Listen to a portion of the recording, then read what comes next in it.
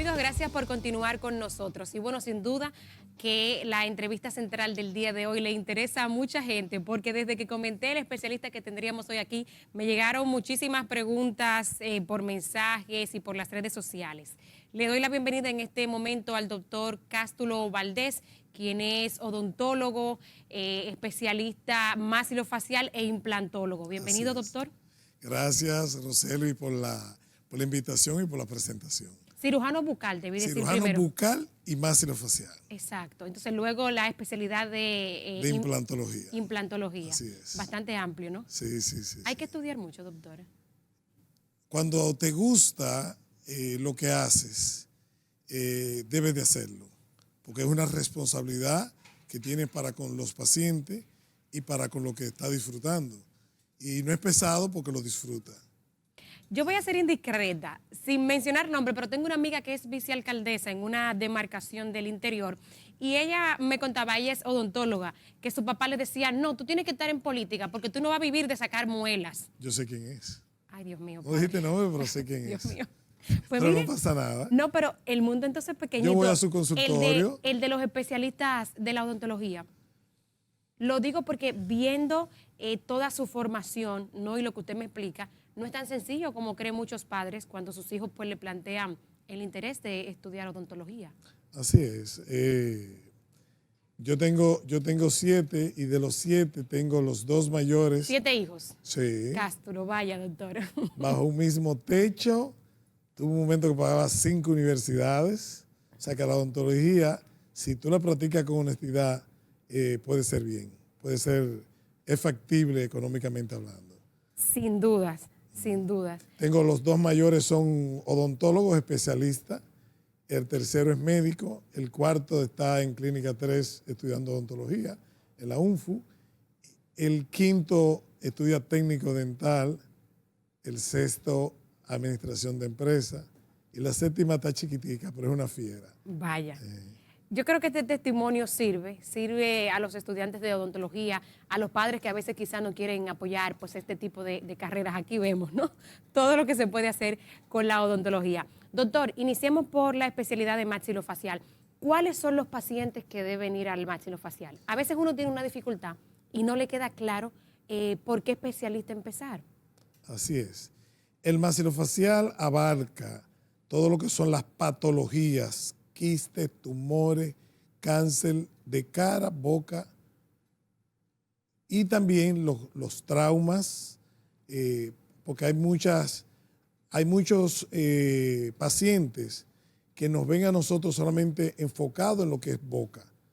Y muchos pacientes no saben que en la boca hay quistes, hay tumores, producto de origen dentario y otros que no son de origen dentario, pero lo tratamos nosotros. Igualmente, pacientes de labio leporino y paladar hendido, también los tratamos nosotros los cirujanos bucales y maxilofaciales. ¿Dónde está la línea o la frontera entre los maxilofaciales y los cirujanos bucales y los otorrinolaringólogos? Se lo pregunto porque en una ocasión, producto de un procedimiento de ortodoncia, de los, como la gente le llama bracer, a mí se me produjo, unas llaguitas que terminaron siendo como unos quistecitos en el labio inferior y me lo atendió un otorrinolaringólogo. Hay una línea común, no solamente con el otorrino, sino también con el cirujano plástico, porque muchos de los traumas faciales con fractura de mandíbula, pómulos, para que el público que nos ve claro, pueda entender, no le voy a dar términos anatómicos que no me puede entender, que lo trata tanto el cirujano plástico, pero lo trata el cirujano maxilofacial. Y algunos otorrinos también. Por lo que tú me dices que te ocurrió, es lo que se conoce como una ránula o un mucocele. Si fue en el labio, fue en mucocele. Nosotros tenemos en la boca 3 glándulas salivales mayores, que es la parótida, la sublingual y la submaxilar. La submaxilar y la sublingual. Pero tenemos en los labios, en los carrillos, que es lo que el pueblo conoce como buches, tenemos lo que son miles de glándulas salivares menores. Por eso los labios están hidratados, los carrillos. Por trauma, a veces los niños, por mordedura en sus labios, comienzan a coger maña, vieron un amiguito y comienzan a hacer, y se obstruyen la salida del conducto salival menor. ¿Y eso qué Y te implica? forma, por esa saliva, de ese conducto salivar, o esa glándula salivar menor, al no tener por dónde verter su saliva, se abomba como una vejiquita en el labio, y es lo que conocemos como mucocele. Totalmente. Se le da el nombre de muco porque esa saliva se convierte como un moco, como gelatinoso. Lástima que esto no se programó si no te hubiese traído fotos de pacientes, niños y adultos. A mí volvió y me salió después de la primera vez que me lo extrajeron. Sí, puede pasar.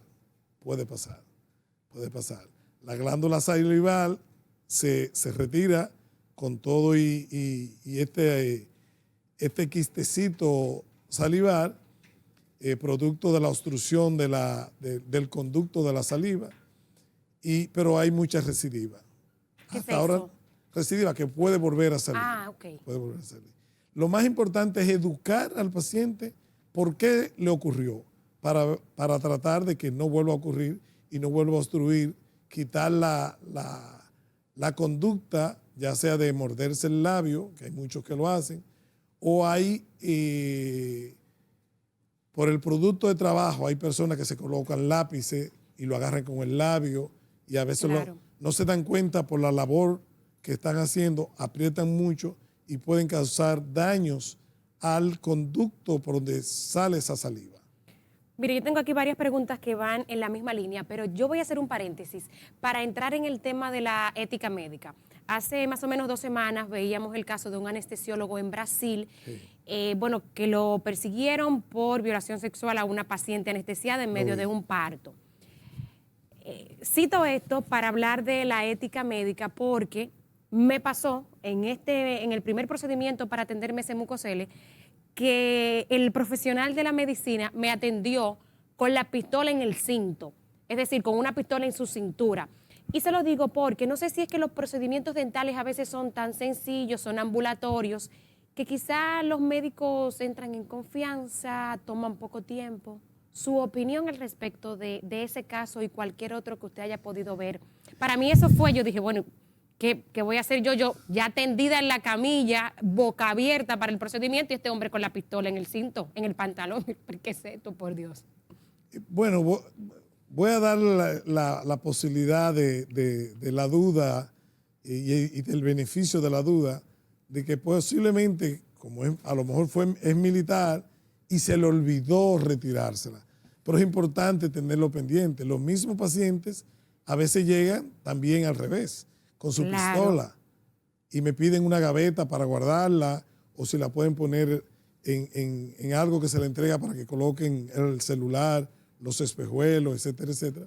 A lo mejor se le pasó, pero éticamente, o si la mayoría de los pacientes llegan a nuestra consulta, no sé si fue un odontólogo, por lo que conversábamos antes me parece que no, que fue un otorrino o un médico, pero puede ser que se le haya pasado por la costumbre, si es militar, de andar con su arma de reglamento. Qué bueno que lo mencioné. Estaba dudando si preguntárselo o no y quise Pregunta enfocarlo lo que quiera. por el tema de la ética médica, pero Sí. qué bueno que se lo pregunté porque debo confesar que no se me ocurrió la posibilidad de que el médico fuera militar, pero ciertamente esa es una de las posibilidades. Sí. ¿No?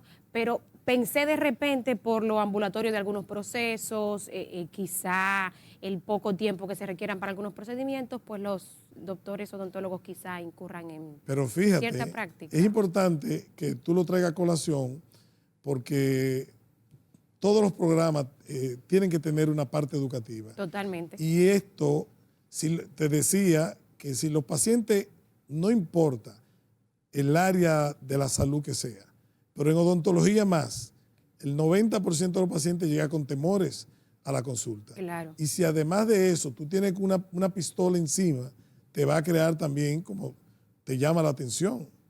¿Entiendes? No contribuye a la relajación que uno debería tener en el ambiente médico. Para nada. Por eso lo digo que es importante que lo haya traído a colación, por si algún colega nos está viendo esta noche de un viernes donde todo el mundo está en corredera porque ya es el fin de semana y se le olvida retirarse, es importante que lo tengan presente y retirarse el arma de reglamento que utilizan. Cástulo, vamos ahora con algunas de las inquietudes que me han pasado algunos de los televidentes. Aquí tengo hasta una fotografía que me mandó una, pero voy a obviar lo de la foto. Ella dice que si hay que esperar que cicatricen las encías para trabajar, para enderezar las encías. Esto no sé si en el caso de que se le coloquen los implantes dentales que no quedan alineados, según veo en la foto. Las enfermedades de las encías, de los tejidos blandos, la especialidad se llama periodoncia. Perio es todo lo que está alrededor, y doncia diente, todo lo que está alrededor del diente. Siempre debe ser ese tratamiento antes de cualquier otro tratamiento, ya sea de ortodoncia, de implante, de estética, rehabilitación estética, porque es la base, es la zapata de la casa.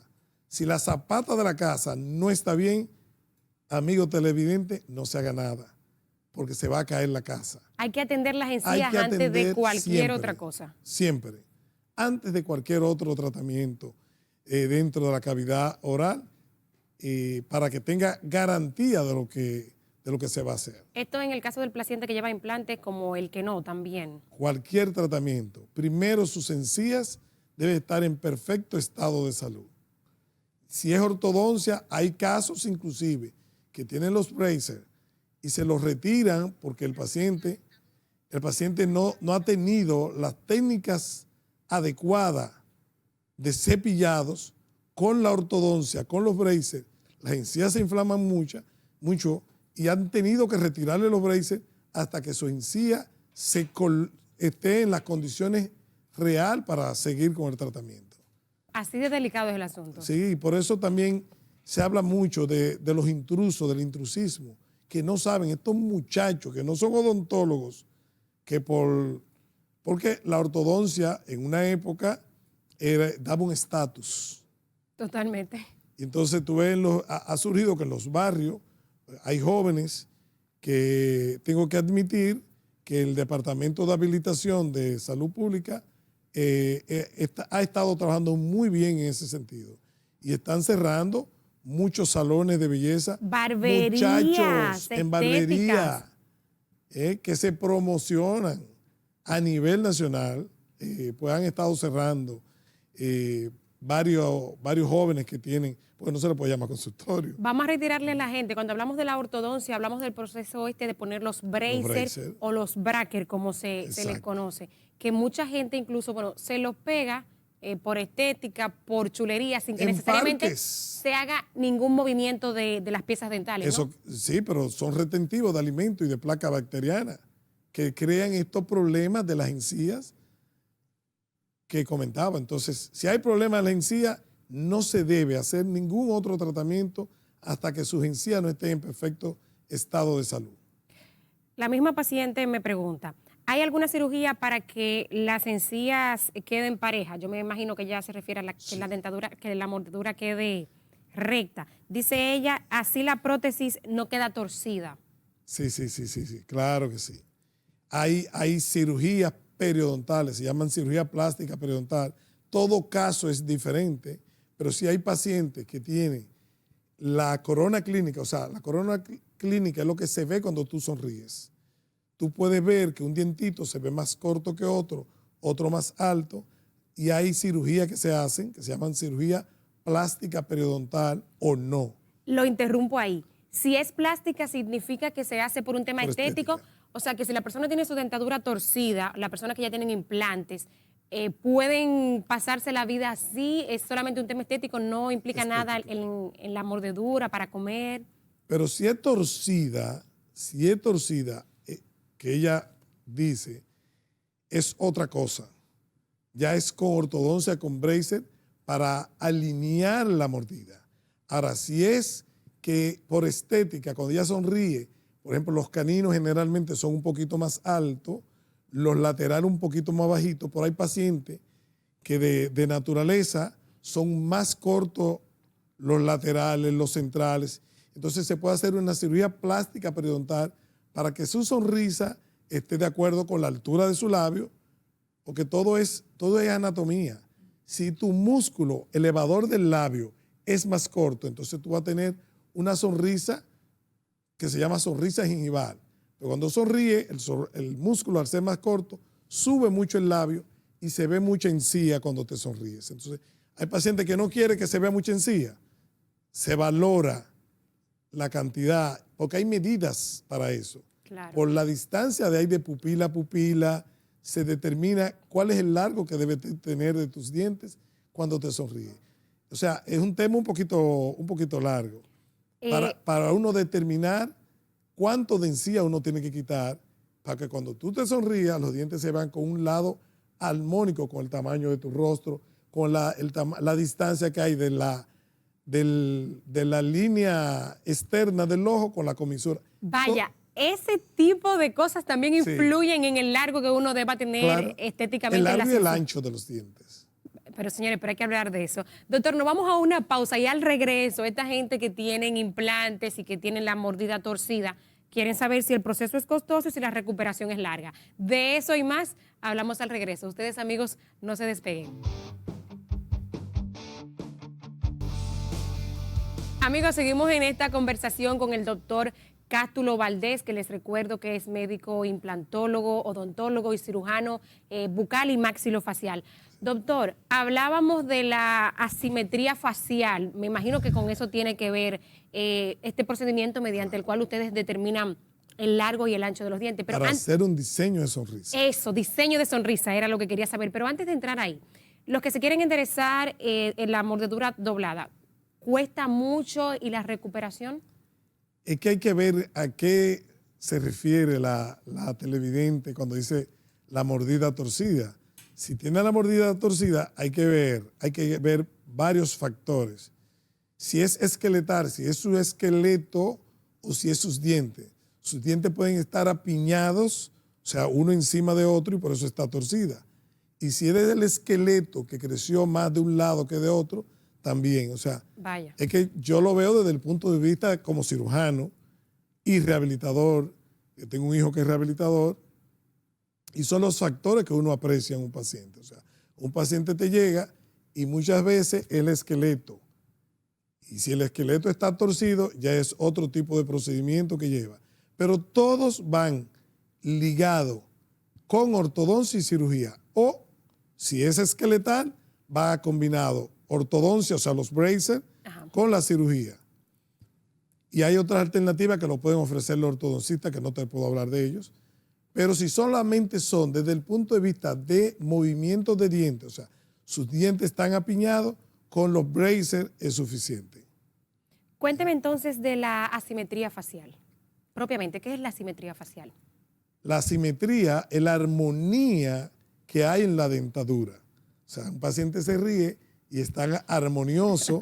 Por ejemplo, tú tienes una buena asimetría porque tu rostro está asimétrico, no hay un lado más grande que otro lado que no creció. Ay, pero yo no le voy a contar, doctor, de cuando yo me veo los orificios de la nariz, yo tengo uno más grande que otro. Sí. Eso no tiene que ver con la asimetría facial. Sí, sí. Hay mucha gente que es así. Inclusive hay gente que tiene, por ejemplo, este ángulo de la mandíbula más desarrollado que otro y viceversa.